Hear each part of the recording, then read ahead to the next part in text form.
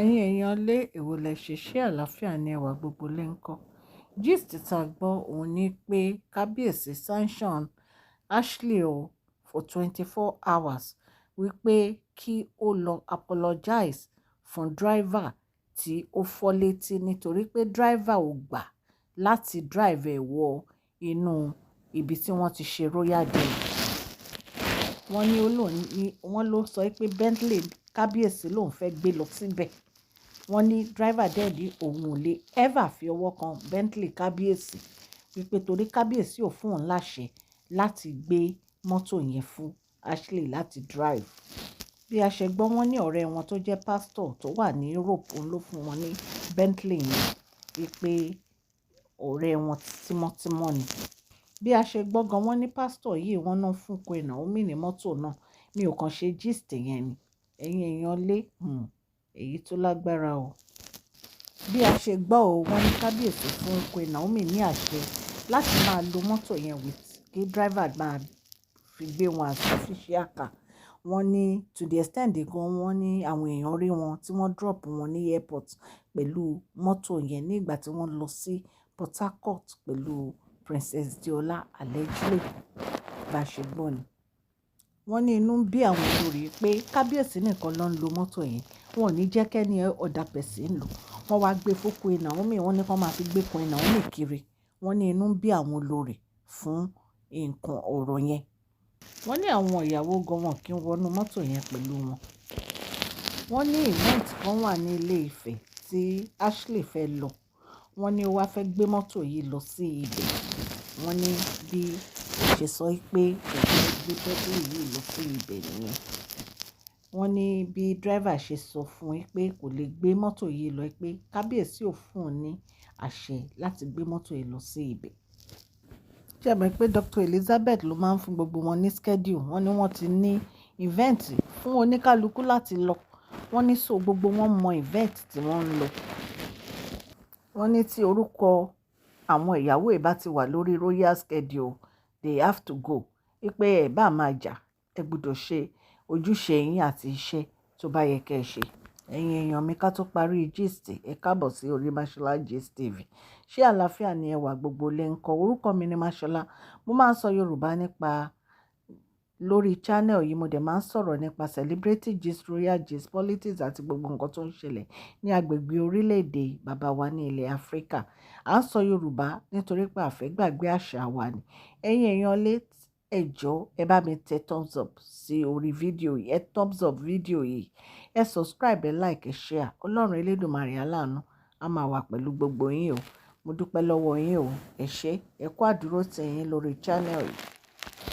Ẹ̀yin èèyàn lé wọ́n ní bí driver tó fẹ́ gbé Ashley lọ bó ṣe dé ló bá rí i pé Bentley Kábíyèsí ló fẹ́ gbé jáde. Wọ́n ló ti wà nínú mọ́tò. Wọ́n ní driver ní òun ní láti pè òun ní láti gba ààyè ìpè bóyá lóòótọ́ Kábíyèsí fẹ́ kó ń fi mọ́tò yìí gbé pé torí ìyàwó kankan kì í drive nínú mọ́tò yìí.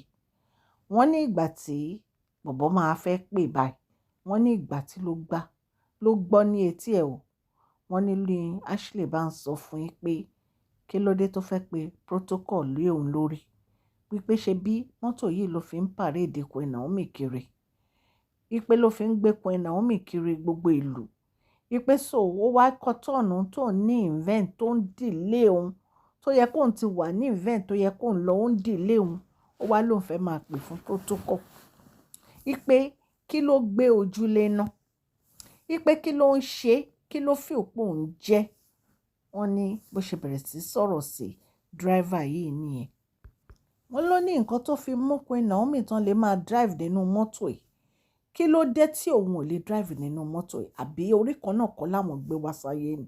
Àbí ìyàwó Kábíyèsí náà kọ́ lóun ni? Wọ́n ní wòtòwòtò yẹn pọ̀. Wọ́n ní driver gbọ́wọ́ létí etí ń gbóná. Wọ́n ní driver dúró títí protocol fi wọlé o. Wọ́n ní kò gbọdọ̀ fi mọ́tò yẹn gbé àǹtí wa ẹ̀yin èèyàn lé. Wọ́n ní bí wàhálà ṣe bẹ̀rẹ̀ nìyẹn. Ẹ̀yin èèyàn lé wọ́n ní bí Ashley ṣe bẹ̀rẹ̀ sí sunkún nìyẹn o. Nǹkan tẹ́mi kàn fẹ́ sọ sọ́rọ̀ ẹ̀ ni pé ṣé o mọ̀ pé mo ti ní mi ní máa bú ẹ mọ́. mo kàn wò nínú ọkàn mi pé mi ní máa bú ẹ mọ́ bọ̀ máa advice ẹ. Ṣé o rí competition tó fẹ́ máa ṣe pẹ̀lú Queen Naomi yẹn kọ́kọ́ lọ stop ẹ̀. Tó bá stop ẹ̀, o dẹ̀ ní láti rẹ ara ẹ̀ sílẹ̀ Ashley. Ẹni tó gbá létí yẹn ó lè jù ẹ́ lọ. O ò dẹ̀ mọ irú ẹlẹ́dàá tó ní. Allegedly bá ṣe gbọ́ o. Kò dáa kí èèyàn máa gbá èèyàn létí because iṣẹ́ ẹ̀ ló ń ṣe, kò ṣiṣẹ́ oníṣẹ́. Nǹkan tí wọ́n sọ fún yín pé kó ṣe ló ń ṣe. Yàtọ̀ sí yẹn, kí ló dé tó jẹ́ pé nǹkan tí Queen Naomi bá ti ṣe ló máa ń fẹ́ ṣe? A ti sọ so many times. Kò make sense. Ìyáálé ẹ̀ ni Queen Naomi. Wọ́n ní right to anything tí Kábíyèsí bá ní because ìgbà tí Kábíyèsí ò ní Queen Naomi wà ń bẹ̀, wọ́n bá wọn jìyà.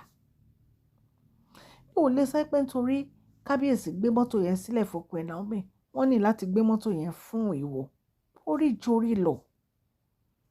Ẹ má máa wo ago alágo ṣiṣẹ́, ẹ dẹ̀ má máa lé kádàrá tí ò bá jẹ́ tiyín. Ìwà tó wù yẹn ó kù díẹ̀ káàtó wípé o gbá driver yẹn létí because driver yẹn iṣẹ́ ẹ̀ ló ń ṣe, nǹkan tó ní kó ṣe ló ń ṣe, kò kọjá ìyá rẹ̀, kò dẹ̀ fẹ́ kíṣẹ́ bọ́ lọ́wọ́ òun.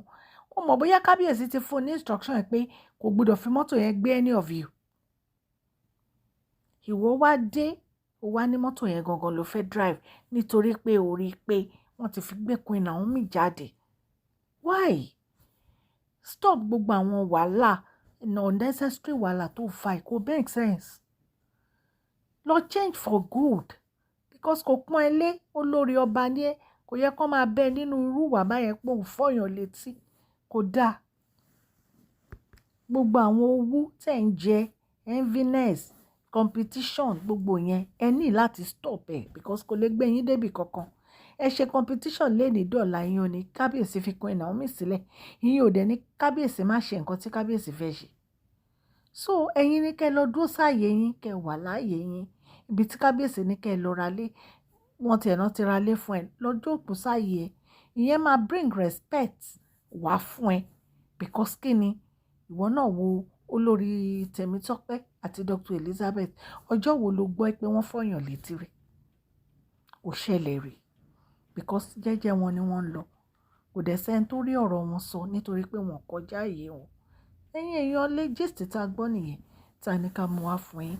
Etí tẹ́ fi ń gbọ́ mi ò ní di ọwọ́ tẹ́ fi ń tẹ subscribe kò ní kan ìsàlẹ̀ àpò. Ní àṣẹ Ọlọ́run ọba òkè òkè ní ọlá yín máa lọ. Please share this video, like and subscribe. God bless you all.